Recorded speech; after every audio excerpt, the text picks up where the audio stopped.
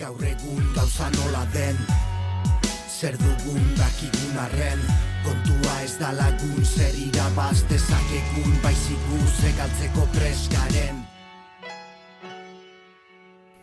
Las consecuencias de las diversas crisis financieras y la creciente desigualdad están poniendo de manifiesto los impactos negativos que la gestión de la globalización financiera y las prácticas de las entidades bancarias pueden tener en la economía y el bienestar de las personas. La educación elemental en finanzas viene siendo introducida en el sistema educativo desde hace algunos años. Entre 2005 y 2007, la OCDE y la Comisión Europea se pronunciaron sobre la necesidad de formación financiera, comenzando por la escuela. En 2008, la CNMV y el Banco de España lanzaron el primer plan de educación financiera, publicando el último en 2018. En ellos han ido elaborando una propuesta de contenidos en la materia. Simultáneamente, entidades bancarias tradicionales han comenzado a desarrollar sus propios programas de educación financiera y a impartirlos en los centros escolares.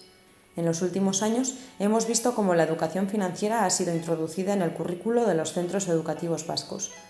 Si la educación financiera forma parte del proyecto educativo, es fundamental incidir para que incluya la sensibilización sobre los impactos humanos, sociales y ambientales del sistema financiero y para asignar responsabilidades individuales y colectivas en la construcción de una sociedad más justa y solidaria.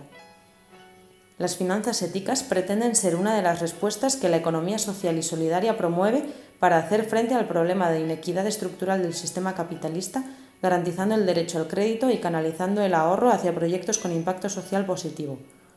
Finanzas Zaratago es una plataforma que pretende potenciar y difundir la educación en finanzas éticas y alternativas en Euskadi de una manera horizontal y participativa. La red está conformada por Economistas Sin Fronteras, Asociación Elkarcredit, COP57, FIARE Elkartea y Oikocredit Euskadi, y su objetivo es la concienciación crítica para cambiar el uso de las herramientas financieras por parte de la población vasca. Más información sobre la red de educación en finanzas éticas y alternativas en www.finanzaszaratago.org y en las redes sociales.